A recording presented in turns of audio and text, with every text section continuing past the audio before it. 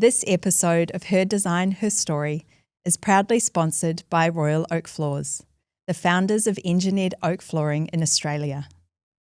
Elegant yet durable, practical yet luxurious, Royal Oak Floors have formed the foundations of inspiring Australian architecture and interior design for over 20 years, with flooring products that are uniquely tailored to Australian lifestyles. Royal Oak Floors is proud to announce the launch of 4 new colours in its renowned Architect collection, the result of collaborative workshops in which design professionals shared emerging trends, unmet needs and evolving preferences in Australian interiors. We're proud to partner with a brand that values craftsmanship, sustainability and the stories behind every space. Explore the new colours at royaloakfloors.com.au. Manuela Millan is a designer, a curator and a storyteller whose experience to date sits at the intersection of architecture, interiors and lifestyle. As design manager at Fortis in Victoria, Manuela leads the design vision for projects that bring together thoughtful architecture, exceptional interiors and a strong sense of place. With more than a decade of experience across some of Melbourne's most respected design studios, Manuela has built a reputation for creating spaces that balance beauty, functionality and lasting value. Beyond her professional role, many people know Manuela as the founder of Meanwhile in Melbourne, a hugely influential Instagram platform celebrating the city's design, architecture, hospitality and creative culture. What began as a passion project while she was a student has grown into a respected voice within Melbourne's design community and a huge source of inspiration for thousands of followers. In this conversation, we explore creativity, design leadership, building community, and what it takes to stay curious and inspired while shaping the places and experiences that define how we live.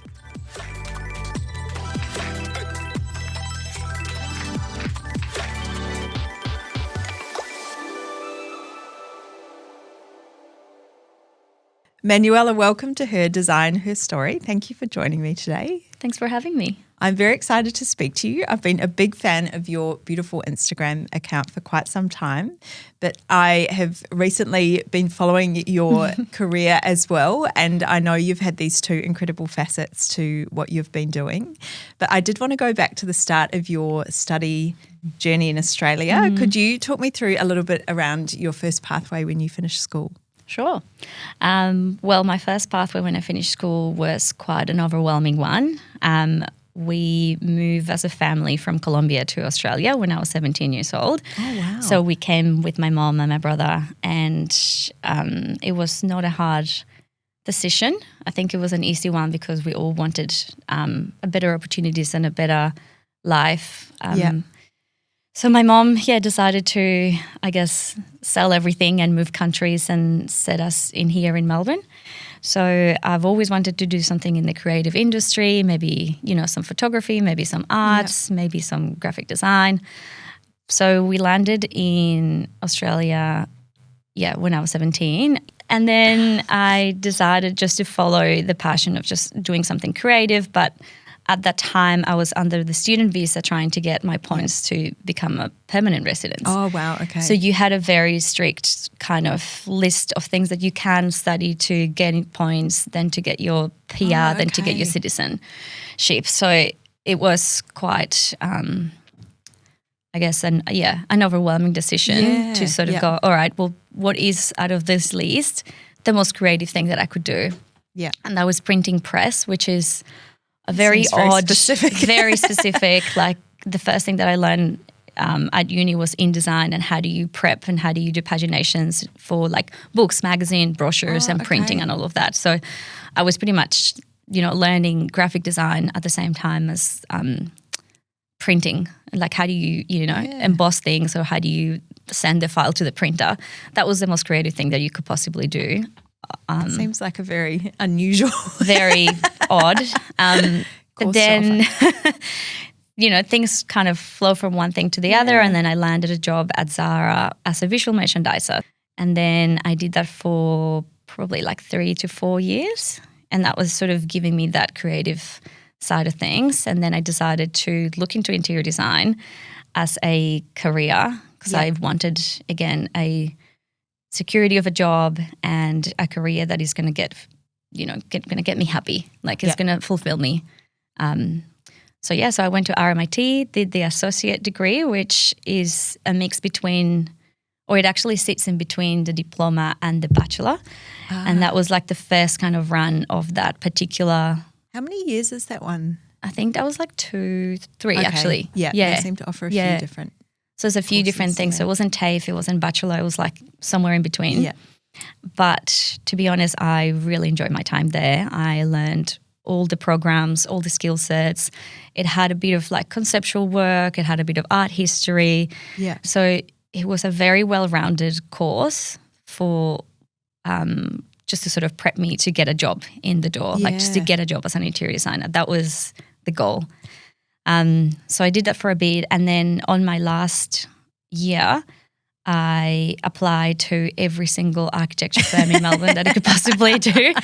I was a very driven, very passionate about trying to get the best job that I could possibly do. So I had a list of an Excel of categorizing the architecture firms and the interior design firms that I really want to get a job at. That's incredible, yeah. Yeah, and I just called, email, 200 emails. Hi, my name is Manuela. I'm a student, but I would love to, clean your library or just get you coffee. I don't know, whatever it is that you want me to do, but I want it to be absorbed in the practices just to get more knowledge and how do you navigate the industry? How do you start even at the front door? So I was very lucky that Ellenberg Fraser, now known as Fraser and Partners, just really opened the door for me, and I just started as a uni student doing a couple of days a week. Yeah. And then I did cult design on Saturdays as well. So I was just trying to get my foot somehow there. And then finished that degree and then decided to go back again to uni just because why not? And then, decided to go back and finish the bachelor with honours. Oh, wow. Yeah. Okay. But that had a kind of a recognition of prior learning because of what I've done in the past. So it wasn't like the full 4 years. It was just an extra year or so on top of what I've done already. Yeah. Yeah.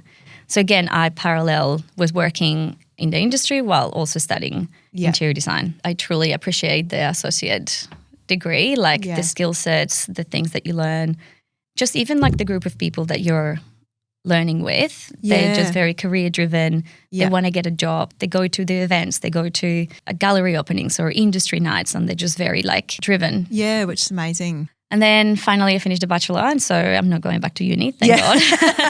I feel you. I was at university for a long time. Done. My days there are over. Continued to work at EF as a full-time role, which I was very happy about, so I didn't have to then go and apply to another job or start the whole process all over again.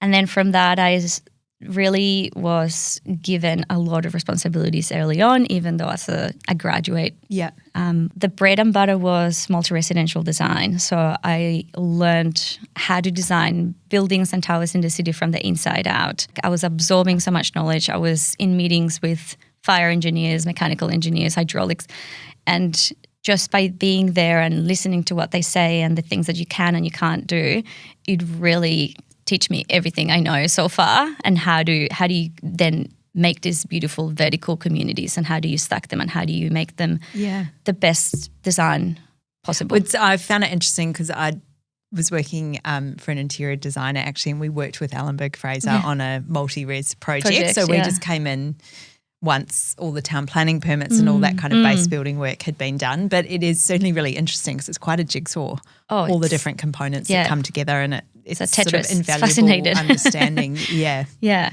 So I do appreciate my time there. Yeah. So I did a fair bit of time there. And then I was, sort of ready, leading projects, presenting to clients, understanding how do you get value in apartments, like what people like, what people don't like, who is the target market, who's actually really going to enjoy this place.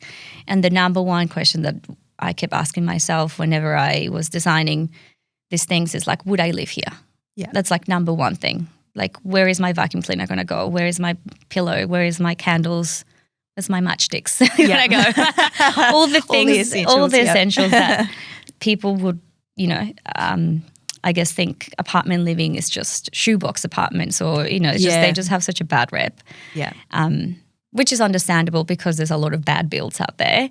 Yeah. Not going to deny it, but I do think that the future is bright in terms of apartment living and how we make sure that we take into consideration every detail and everything that people want in an apartment to really design it from the inside out. Yeah. Yeah. Yeah. Oh, that's amazing. So you're at Ellenborough Fraser. Yes. What was that move like? I know you sort of went and then did a little bit more sort of residential work. Yeah. So I decided to kind of, look for another practice just to kind of open up the opportunities and learn all the typologies as well. So I did a year at Carr. Oh, wonderful, yeah. Yeah, really, really loved it. I learned again the set of skill sets and how do you elevate it, how do you do single residential in such a beautifully timely manner. Well, when I think of car design, it's that really timeless but highly resolved detail. Yes. Which sometimes it's funny, often, when you sort of get into designing things yourself, you can see how hard it is sometimes to make things look that pared back. Yeah. So there's that beautiful balance between being restrained and detail and minimal but also impactful. Yeah. It's that high level balance that I do think that Carr does it really well. Yeah. So I love the team. I love the projects there. Oh, and then amazing. after a bit, then I got poached to go to Sarah Stribley. Yeah. That happens. That happens. I just knew Chris from before. We had some friends in common. So, I also love my time there. Again, learn new typologies, commercial, hotel, a bit of retail as well. So it was a great experience. I was, leading the team as well as an associate level, which is, another kind of career progression. So, every time I jump, I just go up. Yeah. Which is good. Which is always good. Yeah. I'm just being very lucky to really push my career and just really be driven. And, people seem to like what I do. So that's incredible. Before we talk about your current role, which I think is really interesting, I think that's amazing that your mother had that foresight and a bit, a big move for her as well. Had you come from, were there sort of creative people in your family when you were growing up? Was that something that was around you? Yeah. A fair bit in terms of creativity, but in a different way. My mom and dad both run their own businesses, and they were always into tourism and travel. Yeah. And they have their own travel agency back in the day. So they were creative in a way that they love people and they love hosting and they love having dinner parties. I remember my house was a revolving door of parties and events, and I think my mom also had her kind of fashion line at some point, and she was always very, very, very creative. Yeah. She taught at university arts as well, just fine arts. Oh, okay. Amazing. Yeah. So she could draw, she could paint. So definitely a bit of, I don't know. So it was, creativity and design there. And artistic flair, I guess. Yeah. It would just been always in my family. Yeah. I did want to touch on your role now. You've taken a little bit of a shift, I guess, in the work that you're doing for a developer in Melbourne at Fortis, whose work I love. We were just talking about some of the really interesting components coming up and projects that you're doing at the moment. Yeah. Can you talk a little bit around your role working in a development side as opposed to in-house in an interior architecture firm? Yeah. I think it's I would describe it as the same but different. Yeah. I'm always using my skill set as an interior designer in terms of cutting a floor plan, making sure that the design stays true to the concept and we're staying on budget, and then we make sure that what we're putting out there is representative of a Fortis quality project and that we're always going to have quality at the forefront. So I'm kind of in the middle of it, trying to be the glue between the interior designers and the development team to ensuring that they kind of work seamlessly with, the PMs and the services and the coordination and all of that. Yeah. But having design at the forefront, I love my job right now. Yeah, I'm thinking that sounds amazing. I'm obsessed with it. And I just love the dynamism of it. Not one day looks the same as the next. Yeah.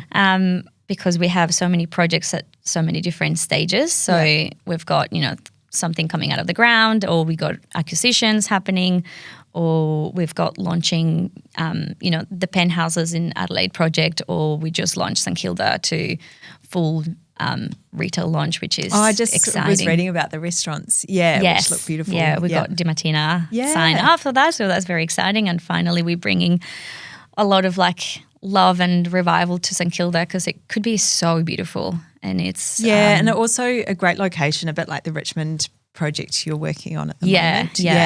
That one is probably the most demanding one, because we're approaching practical completion, but we're also launching a hotel component. Oh, amazing. Yeah. Great location. Boutique hotel, 57 keys, just with a great ground floor operator that we can't wait to share who it is. Yeah, well, that would be an amazing location, because I feel like Melbourne, a lot of the concentration of hotels is sort of the city, South Yarra, but Richmond certainly, I lived there for a long time. There's so much happening. Yeah. And then you're just close to the tennis, the AFL. Just anything in the city. Anywhere around that sort of vicinity, which is great location for that.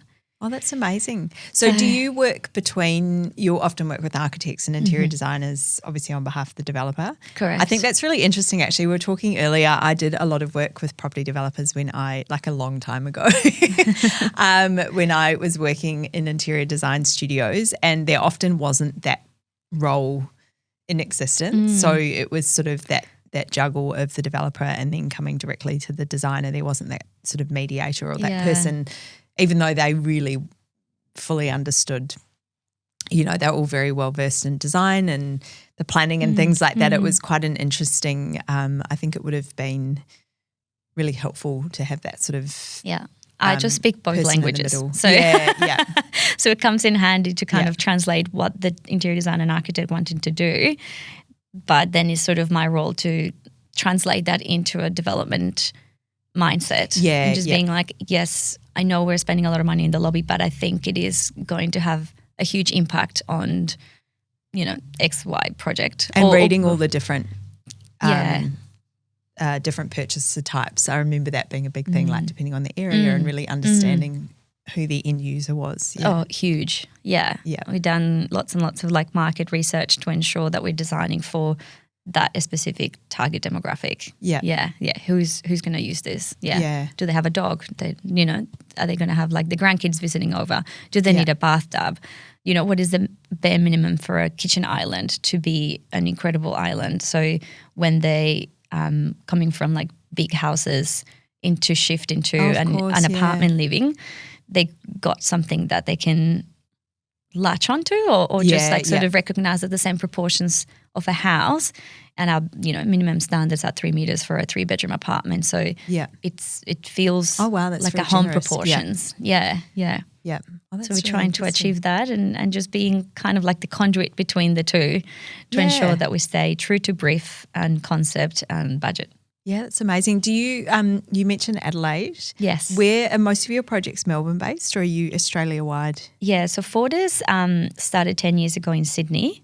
So we developed a lot of our first projects were double bay, and we sort of grow from that, and then they just keep buying sites and then developing and done really well, and so we're sort of evolving, and now we're nationally. So we've got projects in Brisbane, Melbourne, Sydney, and in Adelaide. So we've got 3 projects currently with a JV partner called Otello.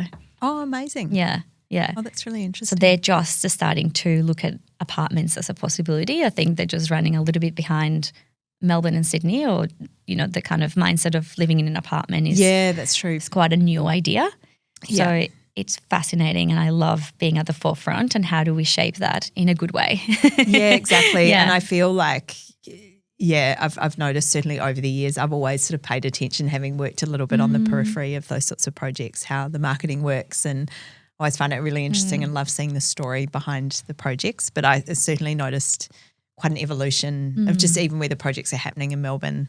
For sure. It's a really evolving market. Yeah. I mean, sites are very hard to acquire and they don't come very often for sale. So I guess we're just very fortunate that we can be at the forefront and just if we see an opportunity and a really good site where we're just backing ourselves in, right? Like it's quick decisions. Quick decision making. It's a fast-paced job. But we're just I think we're in it to win it, and I think that's what you have to do as a developer. And you can see the brands like Fortis, which have obviously had that incredible longevity, because there seem to be a lot of smaller ones as well, which popping may not be able to compete in that market. Which is really interesting. That's amazing. What sort of size design team do you work with, or is it mainly just me? That's quite nice. So. Currently, I am just overlooking the projects in Melbourne and Adelaide. And we do have 2 other design managers in Sydney that overlooks just Sydney projects, and I believe we just hired one in Brisbane. Oh, wonderful. Brisbane's a really growing market as well. Especially in apartment living, which is incredible. That's just exciting. Super excited to be part of a team that really cares about design and listens and appreciates the designer input, and is just not looking at a budget perspective, yes, understandable that is a business and we still have to make money to make it a profitable business, but design really comes in first. And you can see it in the results. They do really beautiful projects. Oh, that's really exciting. I did want to touch on, obviously in line with your amazing work career, you've had a very successful I don't want to call it a blog, but a sort of Instagram account handle. Meanwhile in Melbourne. And it was funny because I followed you from like a work perspective, and it took me a while to actually realise it was the just same me. person, which is amazing. But it's a really beautiful, I think you've managed to maintain that sense of integrity and I always sense that it was out of a complete enthusiasm and support of design is sort of where it was born from. Can you talk a little bit around when you started? Because I feel like it would have been quite perceptive of you at the time, given when that social media thing was starting. I think people didn't really know how to use the platform. No. And we were all posting things with like sepia tones and like weird filters in it. Like and deleting a whole heap of posts the other day. I was like, what was that? On my personal one, I'm pretty sure I just delete all of them. But we've started out of my passion for wanting to know, where do I go to buy local design? So I was a uni student. I was getting myself, job ready. So I wanted to know, where do I find lighting that is locally made and locally designed, or furniture or artwork, knickknacks, anything that is sort of help me and complement my role as an interior designer, because I did know that you have to specify these things, right? So I just started to put it like a little blacklist of just like, if I see something online, I would just like save it and make note, kind of like, okay, Volker Hug, he just started as well at the same sort of time where Instagram was like a brand new thing.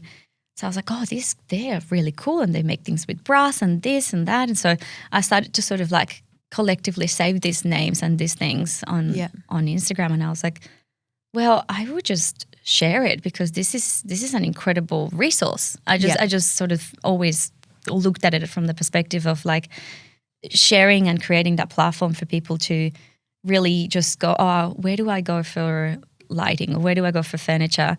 They just go into my Instagram and they just scroll and just see like, I like that, I like that, I like that. So it's a bit of a shopping list really. And so I started it just to share around, and at the time, as I mentioned, I was on my PR. I wasn't even a permanent resident. The name sort of came on board of like, well, meanwhile I'm in Melbourne and I should share these things with people. I love that. While I'm here. And my name is Manuela Millan, so there's a lot of M's, and I was like, I like the M's. I'm going to stick with the M's. So then it's just a snowball out of control. I have no other kind of, real reason of why it's just been that successful, apart from that I have stayed super true to.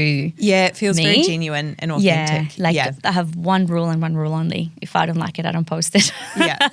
That's it. Like it's cutthroat, but it feels that it's my curation and it's my eye for detail and design that I wanted to share with the world. And probably a beautiful evolution actually for some of us that have been following you for a very long time through that journey from student to now. Yeah. Having this incredible career. Yeah. I think that's actually a really beautiful kind of, support story. We kind of grow at the same time of me learning more things and being, a senior interior designer and then being an associate and then, sort of that career progression and just having meanwhile always just present at the same time. So I remember just being like, as a grad, I said to my husband one morning and I was like, who is this 10,000 people following me? Like, who are they? So I just went into it. I was like, I'm curious. Like, what do they look like? Yeah. So I started to search, like, how you can see like who's following you. And then I see all of these people that I admire in the industry. And I was like, oh, so you just meme design, David Hicks. Wow, okay. The people that I admire and that like aspire to, be them one day, they are following me. So that was such a beautiful kind of recognition of what I was putting out there was good enough. If they follow me, then all of the interior There aren't designers. many people that sort of share, and I don't think it's out of people not wanting to share, but often, or if people have sourced things from quite a unique location, or if some clients have said to me in the past, can we, you've done all this work for us, we don't necessarily want it all listed, which I completely appreciate as well. So I think there's something really genuine in that sense. I hate gatekeeping. Yeah. Particularly if you find there was something I saw on your page recently and it sort of leads you into these deep dives, which are quite good on Instagram compared to some of the deep dives I end up in. Yeah.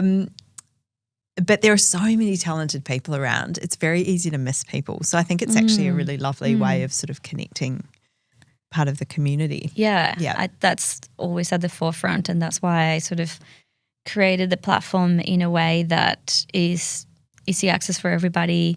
And also like makers and designers, they don't have time to post things, and like they're just busy making things, so they just might not be interested in like sharing things on social media, and like it's a job in itself. Like you probably are just busy making things. You don't gonna hire a social media manager for your page. So if I could provide a bit of ease to them, or if I could just provide a platform, then more people could have a look at them and join the dots and just be like, oh, I've been looking for something very specific in metal. Yeah. Then you go into this rabbit hole. Yeah, exactly. Yeah, or finding that maker for that specific project. Guess, does that keep you motivated continually looking for new things? Always. Always looking for things. Like I'm guilty. I'm a doom scroller. Like I have to love it, right? There are worse things we could be scrolling for, True. I get into a deep dive on shoes or clothes. I feel like that's not particularly helpful. No.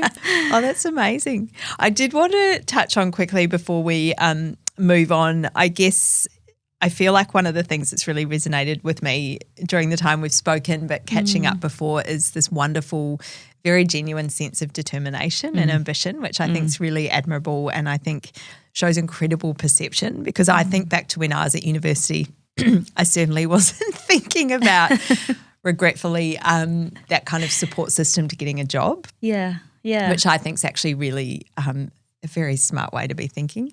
Are there any other key sort of personal attributes which you feel have really helped you in, or that you know that you possess, which have helped you sort of get to where you are with work and your Instagram? Well, I definitely think that my bubbly personality helps a lot. Yeah.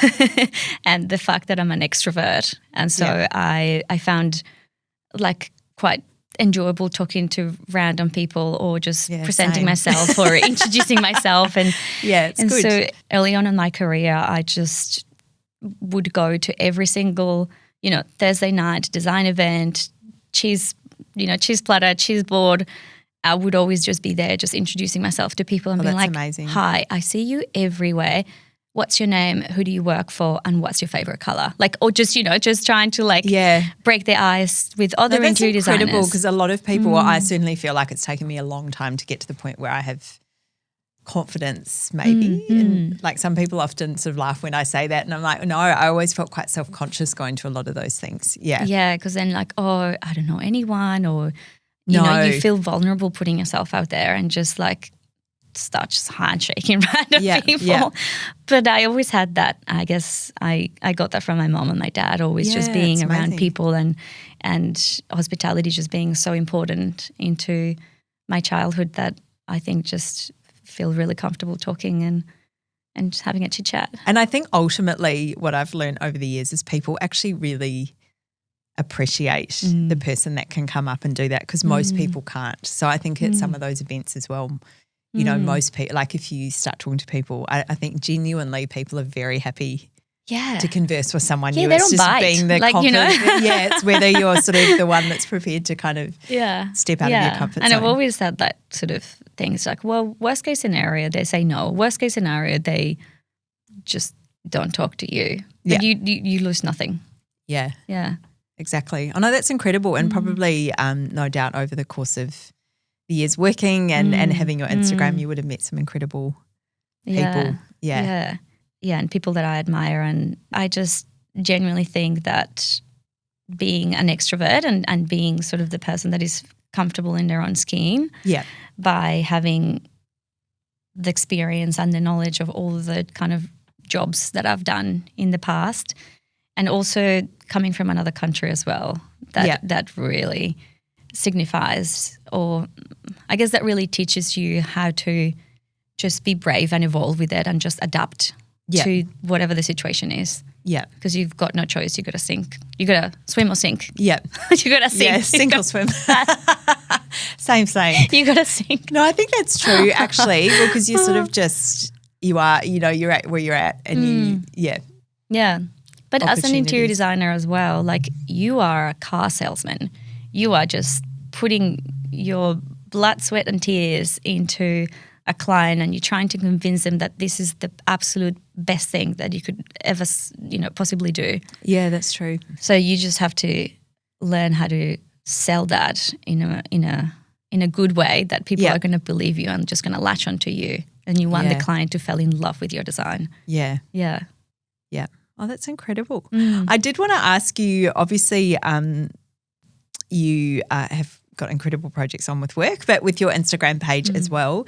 Are there any key sources of inspiration for you, or anything you build into your routine? How do you find that? Well, definitely the travel always helps because, when you go to other cultures and other things, you start looking at how people live, what are the daily rituals, what are the differences, what are they wearing, everything, that sort of always is like a great source of inspiration when you travel. But I found source of inspiration everywhere, to be honest, just going for walks or just paying attention to my surrounding. Yeah, and it's funny, I was thinking about that this morning actually. I was walking through part of Fitzroy, and I've just been away a little bit, and it's funny when I'm away I'm so like eyes open looking at everything, taking photos of random things. Yeah. And I think, why not in Melbourne? I come home and I just walk straight past it, and I was like, it was funny because a girlfriend of mine was visiting Melbourne and she took all these incredible photos, and I was thinking, I must have walked past that shop 15 times. And it's funny, I'm sort of quite consciously was trying to think, actually I'd love to try and absorb things around me like I would if I was a tourist in another city. Agree. Yeah. Like we have an incredible city. We should be able to be inspired by it. It's funny, isn't it? I was like, why am I so rushed all the time? Yeah. Sometimes we do these things on Sundays or Saturdays where we pick a suburb that we haven't been before, and we drive there or we take the tram or whatever, and then we just go to a restaurant there and observe how people live in this specific suburb. And you can also, I was even before, I sort of went down a different shortcut and went past this great sort of random homeware store, and there was a car park. I was like, I'm going to stop. Yeah. And it's actually amazing because there's so many things you miss otherwise. Yeah. Oh, that's incredible. Always absorbing everything. Yeah. And I know you were in Milan Yes. this year. Is that something you regularly try and get back to the design fair? Have you been before? Yeah. So this was my second year. Oh, amazing. So I've done it just once in the past, but this year was just a whirlwind of excitement and new cool things and Massive FOMO. discovery. I need just to get there. You do. You genuinely do. Every time it's like, oh, how was it? How was the trip? I'm like, incredible, amazing. You don't sleep, but you don't need to because you're just so excited to see everything. Yeah. Yeah. And then I think this year the trick was to really immerse yourself in the things that you wanted to see and not feel that you have to take everything on your list. Overwhelming. Yeah. You can't do it. Like it's impossible. You have to like multiply yourself if you wanted to do that. So it was very I guess clear from the beginning. Okay, we want to do 3 things today and they're going to be amazing and we're just going to immerse ourselves in there rather than just like, okay, quickly we're here, take photos and then go to the next one and then go to this cocktail event and then go to this and then just rushing around. I think you miss a lot of it just from rushing around rather than just like taking the time to go through each exhibition. Yeah. Yeah. Oh, that's amazing. I really enjoyed your photos and your videos. Live vicariously through you. Before we wrap, I wanted to jump into the Her Edit questions. Can you remember a first design or art-related purchase you ever made? It was an LC7 chair by Casina. Oh, wow. Sophisticated first purchase. Yeah, I know. I love it. I was at Cult at the time and they had Casina as one of the brands that they sell back in the day. And it was sort of every paycheck I've just been saving and saving and saving for the chair. So it was sort of like a circular economy. They pay me and then I just buy furniture. So it was like a win-win, I guess. But yeah, I love the chair. Ever since I sat on it and I was like, this is such an iconic thing. And when I brought it home, I think my husband is still like a bit afraid of sitting on it still after all those years. It's my precious Casina. Yeah. It's like, oh my God, just be careful with the upholstery. Oh, that's so funny. Yeah. Oh, that's a very good first purchase. Are there any particular pieces you're currently coveting? It can be tricky when you see so many wonderful things. So many things, yeah. But I've been fortunate enough to be leading the design of our new Fortis headquarters. Oh, amazing. So we are so close to moving in. We're 2 weeks out from move-in date and I've been able to select all the furniture and all the artwork. So that was so good. That has been my latest purchase. Yeah. I know art's always something I've always got my eye on. Yeah, and it's quite hard because it's so subjective, even more than furniture.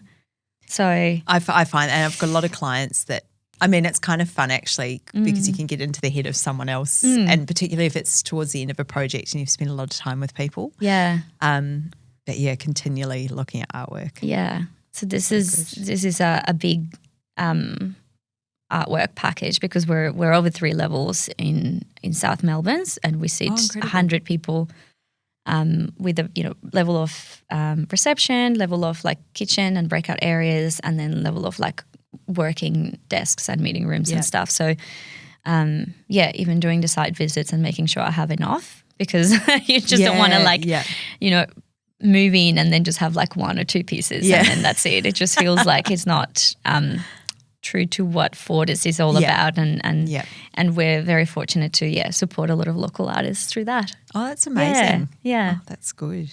Next travel destination, actual or aspirational? I really want to go to this Byron Bay Hotel, which I can't remember, but they're just about to launch. It's not booked, but I'm definitely going to go in maybe October or September. Oh, gorgeous. Yeah. And I am going to Switzerland in January. Oh, amazing. Yeah. Skier? Yeah, skier. Jealous. Yeah. Have to beat the Australia and New Zealand ski season currently. Yeah, exactly. I was like, the Epic Pass texts keep like bumping, like just, reminder, you can buy the Epic Pass now. And I was like, no, I'm going to Switzerland. Thank you for your offer. Whereabouts in Switzerland are you going? Klosters. Very nice. Yes. Favourite creative icon, living or legend? I would have to say Charlotte Perriand. Oh, yeah. She's iconic and I just appreciate everything that she did in such a hard time, just being like, the only female or one of the only females designers at the time. So the courage that she had and all her designs are just they're still so timeless. It's quite incredible when you look at them now and think back to when she just put those designs together. Yeah. And I love that black and white photo that she's topless in the snow. Maybe I would do that in January, actually. Inspired in clusters. Yes. Final question. If your star was a celebrity, who would it be? Jackie Kennedy. I'm a classic. She's classic, incredible. well put together. And I went to a Halloween costume once as her, and people said, "Oh yeah, you look like Jackie Kennedy." So that sort of stuck with me, and I was like, "Oh, call me Jackie." But she also seemed to sort of have a sense of fun, I think, as well. I mean, very well put together, but you could see and I guess sort that of duality that it was so well put together, but you don't really know. I don't know. She's got that sense of mystery. And I mean a hard life as well. So interesting. Iconic. Iconic. Yeah, exactly. Thank you so much for your time, Manuela. I've loved speaking with you today. Thank you for having me.